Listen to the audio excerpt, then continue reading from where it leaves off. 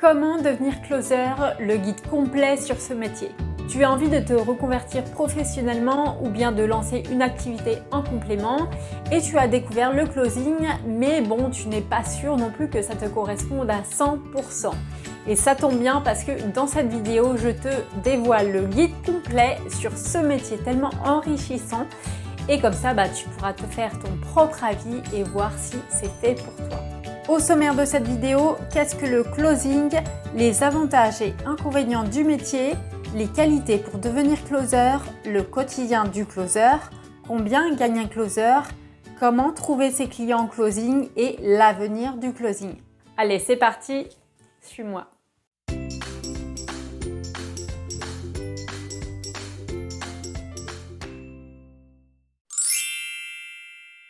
Alors, qu'est-ce que le closing? Eh bien, c'est l'art de finaliser une vente par téléphone. Donc, pour bien comprendre, imagine en fait que toi, tu es quelqu'un qui est intéressé par une formation. Donc, tu t'es renseigné sur le sujet et en fait, tu as réservé un appel téléphonique pour en savoir plus. Et la personne qui est derrière le téléphone, c'est un closer. Donc en fait, lui, il va t'écouter, il va te poser des questions, il va te challenger un petit peu pour savoir en fait si tu es prêt ou non à suivre cette formation. Donc l'objectif premier d'un closer, ça va être bien sûr de vendre, ça va de soi, mais tu vois, ça n'a rien à voir en fait avec la vente traditionnelle qu'on apprend à l'école ou qu'on voit un petit peu dans la vie de tous les jours. Là, il va être vraiment dans une optique d'écoute, être attentif, etc. à tout ce que tu dis pour voir si finalement t'es la bonne personne ou pas pour rejoindre la formation. Et s'il sent que t'es pas prêt, il va pas chercher à vendre à tout prix. Donc c'est pour ça qu'on dit qu'un closer finalise la vente parce qu'au final en fait il a sur son agenda en fait que des personnes qui sont chaudes entre guillemets, c'est-à-dire en fait qu'ils ont réservé un appel téléphonique. Alors ça c'est la partie closing à proprement parler, mais on verra aussi que y a d'autres parties avant, d'autres compétences que tu peux développer. Et pour l'infopreneur, donc la personne qui vend sa formation, le fait de recruter un closer, c'est quand même un avantage non négligeable parce que ça prend quand même du temps en fait pour lui, donc ça lui permet de déléguer cette partie. Donc toi en tant que closer, tu es freelance, c'est-à-dire que tu es indépendant, tu travailles à ton propre compte, mais tu travailles aussi pour un infopreneur et souvent il y a toute une équipe aussi autour de toi.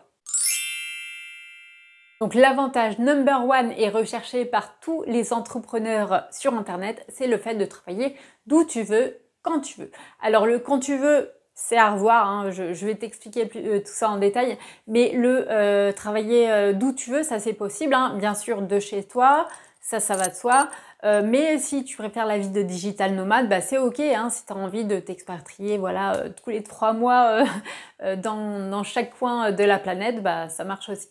Pour le quand tu veux, ça va dépendre parce que il faut quand même que tu sois disponible, on va dire, en fonction aussi de la plage horaire de ton infopreneur et des prospects pour prendre les appels.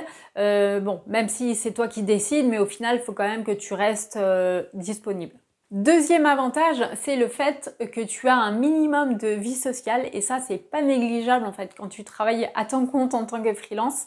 Parce qu'il faut le dire, en fait, quand tu es chez toi, alors il y en a, ça va très bien se passer, ils vont kiffer cette vie.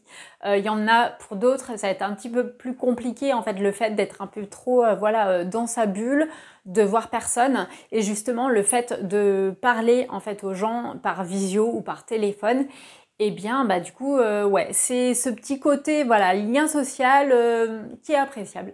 Troisième avantage, c'est un métier challengeant qui te permet de viser toujours plus haut. En gros, t'es pas plafonné. Tu travailles en fait en fonction de ton investissement. Si t'as envie de carburer, mettre les bouchées doubles, tu peux. Et t'es récompensé en fait en fonction de ton investissement. Et ça, c'est vraiment top. Quatrième avantage, c'est que tu aides les gens en fait. Tu participes finalement à leur changement de vie et ça c'est juste génial parce que pour certaines formations, ça va être des gros changements, ça va être des reconversions professionnelles, ça va être un mieux-être au quotidien et en fait le fait de les inciter finalement à passer à l'action, il y a même certaines personnes qui vont te remercier finalement que tu aies été là et finalement ça crée une satisfaction personnelle énorme. Cinquième avantage, tu peux gagner très bien ta vie si tu veux. Ça rejoint un petit peu le point qu'on a dit avant, mais c'est en fonction de ton investissement. Voilà, c'est un métier où vraiment tu peux te faire de belles commissions. Tout dépend après bien sûr de l'offre que tu vends. Tout dépend de la stratégie marketing qu'il y a autour, etc. Mais vraiment, ouais, tu peux vivre confortablement. Et si tu veux savoir combien, justement, c'est un point qui arrive un petit peu après dans la vidéo. Sixième avantage, c'est que tu vas redonner une nouvelle image à la vente. Tu vois, bien loin des clichés, voilà, du forcing, des vendeurs agressifs. Et tu vois, enfin moi par exemple, j'ai toujours dit en fait, j'aime la vente, mais je déteste vendre. Ou l'inverse, je sais plus, j'aime vendre, mais je déteste la vente. Enfin, peu importe. En gros, voilà, j'aimais bien le fait de vendre, mais en fait, j'aimais pas justement ces aspects négatifs. Vas-y, achète mon produit, quoi. Enfin, et justement, là, on a toutes les qualités réunies. Donc voilà, si tu veux te réconcilier justement avec la vente, c'est parfait. Premier inconvénient, c'est que tu dois être quand même extrêmement réactif parce que donc tu as tes rendez-vous qui arrivent sur ton agenda et si tu dois, admettons, reporter ou annuler au dernier moment ou si tu dois forcément adapter en fait ta vie de famille en fait en fonction, voilà, en fait faut être hyper flexible. Alors ok, on peut en fait organiser son planning comme on veut dans une certaine mesure parce que à partir du moment où tu as ouvert ton agenda, où tu as tes rendez-vous, tu te dois quand même de les honorer en fait. Tu as le droit de reporter de temps en temps parce que ton enfant est malade ou tu as un rendez-vous ou je ne sais quoi, mais il faut quand même éviter de le faire. Le deuxième inconvénient, c'est que tu n'as pas de fixe, tu es rémunéré uniquement à la commission, enfin à part vraiment dans quelques boîtes. Ce qui fait que forcément tes revenus, ils sont un petit peu en dents de scie, tu vois, ça varie d'un mois à l'autre. Ce qui veut dire aussi que c'est un petit peu source de stress. Troisième avantage qui est aussi lié au point précédent sur les revenus, c'est que en fait, tu es lié à la stratégie marketing de ton infopreneur. Donc, ce qui fait que s'il a décidé, voilà, de faire de la pub, voilà, d'y aller à fond, toi, forcément, dans ton agenda, tu vas avoir plein de prospects. Si en revanche, lui, il veut faire une petite pause, il veut partir en vacances ou je ne sais quoi, ou ça va un petit peu mal chez lui, et toi forcément ça va suivre pareil. Donc c'est pour ça qu'à ce niveau-là, c'est un petit peu embêtant, sauf si tu décides de prendre le taureau par les cornes et de te dire ok, c'est pas grave, je vais chercher mes propres leads, donc mes prospects, et donc là ça s'appelle plus du setting, voire du prospecting. Quatrième inconvénient, c'est le fait de se dire qu'on va pas forcément gagner de l'argent tout de suite, surtout au début parce qu'il y a une petite période d'onboarding comme on appelle ça. Donc c'est lorsqu'on découvre en fait tout l'écosystème de la formation, de l'infopreneur. Voilà, on découvre voilà tout ce qu'il y a autour. Souvent même, ça arrive que l'infopreneur te donne accès gratuitement à sa formation même. Donc voilà, le temps de découvrir tout ça. Ça prend un petit peu de temps, quelques semaines qui passent et forcément, t'es pas rémunéré, quoi. Cinquième inconvénient, c'est qu'il y a pas mal de vendeurs de rêves, en fait, dans le monde du closing et c'est malheureux, en fait, parce que, voilà, il y en a beaucoup. Alors, au début, en fait, il y avait, une ou deux formations qui se détachaient et puis plus ça allait, plus il y en avait, finalement. Des bonnes et des moins bonnes, beaucoup de moins bonnes, j'ai envie de dire. Et ce qui fait que c'est dommage en fait parce que voilà, y a beaucoup de gens qui ont surfé un petit peu sur la tendance closing, c'est un métier rêvé. Voilà, comme je disais, tu peux travailler d'où tu veux, comme tu veux, sur la plage, un mojito à la main, enfin 3 heures par jour, gagner 10 000 €, enfin bon bref. Faut peut-être pas abuser non plus, j'ai envie de dire. Et voilà, c'est pour ça que certaines personnes qui vont tomber dans le panneau, d'autres qui vont dire ok, mais c'est quoi ce métier? C'est de l'arnaque. Non, c'est pas de l'arnaque, il faut juste choisir la bonne formation. Voilà, moi c'est vrai que j'ai suivi la formation de Julie et Vincent de Closer Evolution et j'avoue que j'ai adoré. Voilà, c'est une des meilleures en fait sur le marché. Donc ouais, non, je suis contente de l'avoir choisi et si tu veux, à la fin de la vidéo, je te renverrai justement, j'ai fait une vidéo là-dessus sur mon avis sur cette formation. Donc voilà, je te renverrai dessus. Alors les qualités que doit avoir un bon closer, eh ben ça va être surtout finalement d'avoir un bon mindset finalement, donc un bon état d'esprit. Donc c'est-à-dire vouloir apprendre, être toujours dans l'optique voilà, de s'améliorer et pas de se reposer sur ses lauriers. Et donc ça veut dire aussi être ok avec le fait de se remettre en question, d'être responsable. Voilà, si ça marche pas, si voilà tu ne fais pas assez d'argent, si t'as pas des leads qualifiés, et bien de se dire que peut-être il y a quelque chose à faire en fait. Il faut que tu changes la façon de faire.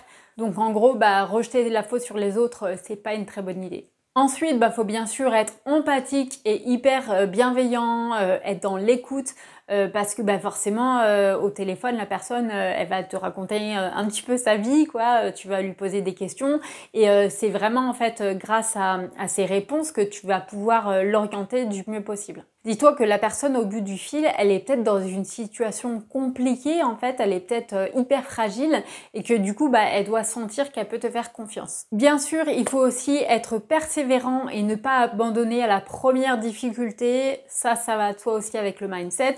Voilà, parce que c'est valable aussi pour tout entrepreneur, hein, j'ai envie de dire. Il y aura des hauts, des bas, c'est évident et c'est pas grave en fait. L'important c'est juste de ne pas abandonner, de savoir se relever malgré les échecs. Autre qualité, il faut être toujours dans une énergie positive, vraiment dans un certain dynamisme. Bon après tout dépend aussi de ce que tu vends bien sûr, mais voilà, c'est important de prendre soin de soi, de son moral, parce que ça s'entend en fait au téléphone, en visio, et donc c'est aussi en fait en fonction de ton énergie qui va faire que tu vas faire plus de ventes ou non. Et pour finir, la dernière qualité, tu dois être rigoureux et organisé parce que tu as quand même tout un planning à gérer, tu as des outils que tu dois maîtriser. Voilà, donc ça demande en fait une bonne organisation. Le quotidien du closer, donc quelle est sa journée type? Le gros du travail, ça va être bien sûr de prendre les appels. Donc un appel dure en moyenne entre une demi-heure et 3/4 d'heure.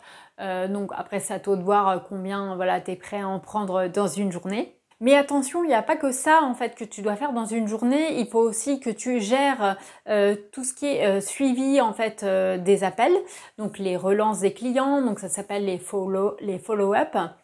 Voilà, ça, donc tu as un tableau. Après, tu peux travailler aussi sur des plateformes spécifiques, sur des CRM qu'on appelle ça. Donc voilà, tout ça, ça prend quand même un petit temps. Après, tu as toute la partie aussi communication avec l'équipe, avec l'infopreneur. Donc, tu peux avoir régulièrement des réunions hebdomadaires, voire plus. Faut aussi le compter, on va dire, dans, dans ton temps de travail. Et puis, bien sûr, l'administratif, hein, tout ce qui est facturation, déclaration URSSAF. Et sans oublier aussi la partie formation, évolution personnelle, parce que c'est important de réécouter en fait ces appels régulièrement pour voir qu'est-ce qui n'allait pas, à mon avis pourquoi en fait le prospect en fait a tiqué à ce moment-là, à quel moment il a hésité, enfin bon bref, c'est important en fait de se réécouter et aussi d'accorder du temps par exemple à se former à d'autres compétences en fait, enfin bref, c'est tout un package, hein. Il n'y a pas que les appels. Ensuite, combien gagne un closer? La question que tu attends avec impatience, je dirais que tout dépend de tout un tas de facteurs, tout dépend de l'investissement, tu peux travailler à temps plein, à mi-temps, tout dépend si tu vends une offre à étiquette, donc chère, ou des petits produits, ou bref, si tu as beaucoup de leads, chaud, froid, bref, peu importe. Mais dans tous les cas, en règle générale, un closer peut quand même facilement se faire 2000, 3000, 4000 euros, 5000 même, 5000 euros. C'est possible d'aller jusqu'à 10 000, hein, mais faut cependant quand même de l'expérience et beaucoup de travail. Comment trouver des clients en closing? Je dirais il y a trois grandes façons de le faire. Déjà, le plus facile, c'est d'avoir accès finalement aux offres d'emploi des formateurs. Alors, bien sûr, tout le monde ne le fait pas, mais moi, c'est vrai que quand je suis sortie de la formation Closer Evolution, donc j'ai eu accès et j'ai toujours accès hein, donc à un groupe. Alors maintenant, c'est Telegram. Et en fait, il y a régulièrement, parce que donc les formateurs sont contactés par des infopreneurs qui cherchent des closers. Et donc, il y a régulièrement des annonces. Donc, à ce moment-là, il n'y a plus qu'à postuler, remplir un petit formulaire et le tour est joué pour voir si on a fait l'affaire ou quoi. Maintenant, bien sûr, faut pas s'arrêter là, hein, faut chercher un petit peu plus loin quand même. Donc, l'autre solution, c'est de chercher par toi-même, justement, d'aller démarcher. Donc, je dirais, tu peux très bien, voilà, aller contacter des personnes qui t'inspirent, ou voilà, quand tu être à l'affût, on va dire, de tout ce qui se passe. Et troisième solution, qui est pour moi obligatoire en complément des deux précédentes, c'est le fait de se créer un réseau. Tu vois, faut toujours en fait l'entretenir. Après, peu importe en fait que tu sois sur Facebook, LinkedIn, Instagram, YouTube, en fait, peu importe, t'es pas obligé d'être partout, j'ai envie de dire, mais au moins que tu te crées, voilà, ton petit réseau. Sois toujours en contact avec des infopreneurs ou des closers aussi, d'autres closers.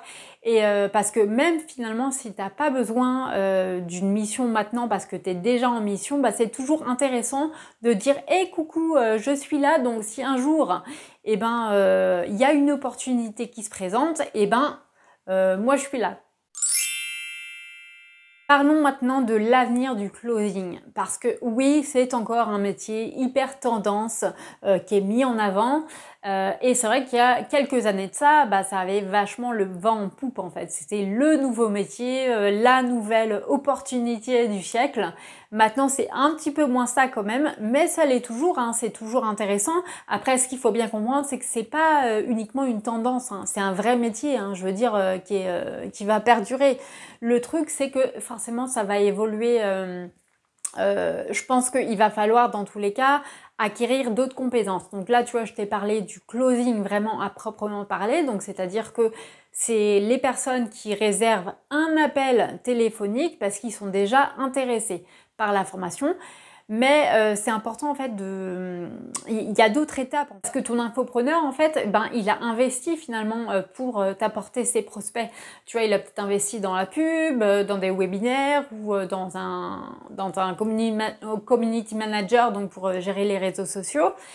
Et donc forcément, tout ça, ça coûte cher. Et toi, en fait, le fait de dire à ton infopreneur, ok, je gère la partie recherche de clients, alors bon, ça peut être en plus hein, de tout ce qu'il fait déjà, et ça peut être hyper rassurant pour lui et pour toi aussi parce que du coup, tu ne dépends plus justement uniquement de sa stratégie marketing pour avoir des commissions. Donc ça, en fait, cette partie-là avant, ça s'appelle le setting. Donc en gros, tu t'adresses à des prospects qui sont moyennement chauds. Donc souvent, ça va être des personnes qui sont inscrites en fait dans des groupes Facebook de l'infopreneur.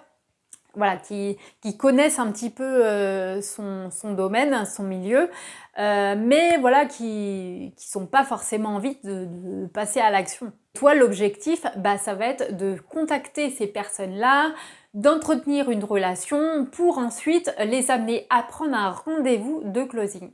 Et tu vois, je pourrais même aller plus loin et te parler en fait du prospecting. Donc en fait, c'est de la prospection où là, tu t'adresses à des prospects qui sont froids vraiment. Mais bon, après, voilà, ça c'est un peu différent. Après, ça forcément, la rémunération sera pas la même, etc. Mais en gros, si tu as au moins ces deux compétences, closing plus setting, et là, ça apporte une vraie plus-value par rapport seulement aux closers. Tu vois, les closers, vraiment, il y en a de plus en plus. Mais si toi, tu dis, ok, moi, je peux faire du setting, et là, ouais, ça peut faire la différence. Après aussi, ce qui est important, c'est d'être force de proposition. Tu vois, il y a un petit peu deux catégories de freelance. Tu as les freelances qui font le job, en gros, voilà, ils cherchent pas plus loin, ils ont encore un petit peu la mentalité de salarié, tu vois, même s'ils sont à leur compte. Voilà, ça c'est pas bien, je dirais. Et après, tu as les freelances en fait qui eux sont force de proposition, voilà, qui vont pas hésiter en fait à dire bah voilà, ça c'est bien comme ça, tout ça. Et là en fait, tu vois, là t'es plus en fait dans un état d'esprit de collaboration vraiment avec l'infopreneur pour une collaboration justement gagnant-gagnant. Et ça, tu vois, le fait de prendre le devant, et ben je pense que ça va être une arme redoutable en fait pour les freelances à l'avenir. Voilà, on arrive à la fin de cette vidéo, j'espère que ça t'a plu, je pense que c'était assez complet. Maintenant, bah, si tu veux en savoir plus, je t'ai préparé, enfin c'est en cours de préparation encore, donc une box où bah, je t'explique en fait voilà, toutes les erreurs de débutants à éviter, tous les secrets pour réussir, enfin voilà, je t'ai préparé encore d'autres choses. Donc pour ça, bah, tu n'as plus qu'à cliquer sur le lien dans la description, donc c'est ma box du closer à succès. Et sinon, eh ben, je te propose de regarder ma vidéo concernant mon avis sur la formation de Closer Evolution, donc qui apparaît juste ici. Voilà, et puis bah moi en attendant, je te souhaite une bonne journée, une bonne soirée et je te dis à bientôt. Ciao!